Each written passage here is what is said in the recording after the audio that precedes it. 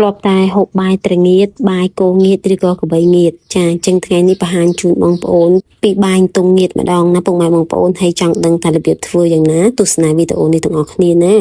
ដំបូងយើងត្រូវមានទុងសិនមកបងប្អូនខ្ញុំទិញនេះគឺ1គីឡូ4ខាំហើយការធ្វើទុងងៀតនេះពុកម៉ែបងប្អូនចង់បានវាមានពីររបៀបចង់យកឆ្អឹងចេញក៏បានចង់ដាំហើយជាប់ឆ្អឹងចឹងដូចខ្ញុំក៏បានដែរសម្រាប់ខ្ញុំចូលចិត្តនៅជាប់ឆ្អឹងតិចៗពីព្រោះពេលញ៉ាំទៅវាឆ្ងាញ់ចាវាមានជាតិនឹងឆ្អឹងវាដល់ពេលដកឆ្អឹងទៅខ្ញុំមានអារម្មណ៍ថាវាអត់សូវឆ្ងាញ់ទេអាហ្នឹងតាមការចូលចិត្តទេចាហើយរបៀបប្រឡាក់គឺខ្ញុំមានរ៉ូឌីប៊ីចេងម្ទេសហុយនិងប្រេងខ្យងចា4មុខហ្នឹងគឺប្រឡាក់ទងយើងគឺរសជាតិគឺឆ្ងាញ់មែនតែនពុកម៉ែបងប្អូនគឺចូលជាតិល្អមែនតើចាមិនចាំថែមគ្រឿងត្រូវអីទៀតទេតែប៉ុណ្្នឹងគឺឆ្ងាញ់ហើយធានាបងប្អូនសាកធ្វើញ៉ាំនៅផ្ទះទៅហើយរូបមន្តនេះអត់មានលាក់លៀមអីណាទេចាប្រាប់បងប្អូនអស់ហើយចែកគ្នាញ៉ាំចែកគ្នាឆ្ងាញ់ទាំងអស់ណាបងប្អូនហើយបើសិនជាធ្វើឆ្ងាញ់ហើយកុំភ្លេច comment ក្នុងវីដេអូនេះផងណាអញ្ចឹងយើងដាក់ទាំងអស់ប្រហែលមុខចូលគ្នាចឹងហ្នឹងទៅហើយយើងប្រឡាក់មកចាប្រឡាក់ឲ្យចូលគ្រឿងល្អមកបងប្អូនឃើញសាច់ទុងយើងរៀងទុនល្អនេះចាដោយសារតែទុងយើងស្រស់ថ្មីអញ្ចឹងវានៅទុនល្អហើយឥឡូវយើងចាប់ផ្ដើមហាលការហាលរបស់ខ្ញុំគឺខ្ញុំហាលរយៈពេលតែខ្ទង់2ម៉ោងទៅយើងអត់យកក្រៀមខ្លាំងទេដោយសារខ្ញុំចង់បានសាច់វានៅទុនណាចាតែក្រៀមខ្លាំងវារឹងបាក់ញ៉ាំចានេះរួចរាល់ហើយយើងយកមកអាំងញ៉ាំទាំងអស់គ្នា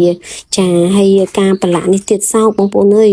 រសជាតិបែបហ្នឹងគឺឆ្ងាញ់មែនតែនហ្មងឆ្ងាញ់ហើយឡើងជាតិទុងយើង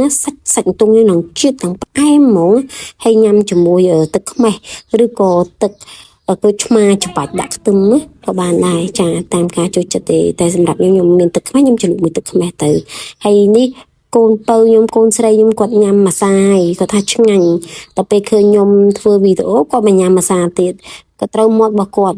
ហើយម្ទេសអត់សូវហឹលប្រហែលទេបងប្អូនហើយញ៉ាំជាមួយបាយកកក៏បានបាយក្តៅហុយទៀតនិយាយពីថោយឆ្ងាញ់យកមិនអស់មែនខ្ញុំចូលចិត្តណាខ្ញុំអត់សូវចូលចិត្តញ៉ាំហើយទុងគេហៅថាស្រស់ហេចាពីព្រោះខ្ញុំមានដូចអញើបដែរទុងស្រស់ណាតែពេលធ្វើងៀតចឹងទៅវាឆ្ងាញ់មួយបែបណាចាវាមានជាតិមួយមីកាតាជាតិក្រៀមតិចទៅវាឆ្ងាញ់ណាបងប្អូនហើយបាយមួយចានហ្នឹងមិនតិចទេណាបងប្អូនច្រើនណាស់តែខ្ញុំញ៉ាំអស់ចាហើយញ៉ាំមានបន្លែមានអីបន្ទាប់ចឹងទៅ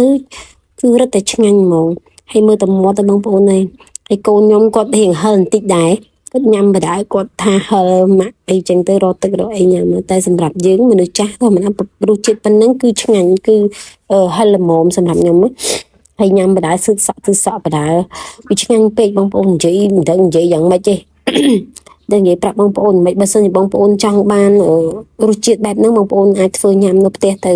ឆ្ងាញ់ណាស់បងប្អូនអើយឆ្ងាញ់ហើយបញ្ជាក់ទៀតអត់មានលក្ខរូបមន្តអីទេធ្វើចែកគ្នាញ៉ាំទាំងអស់គ្នាណា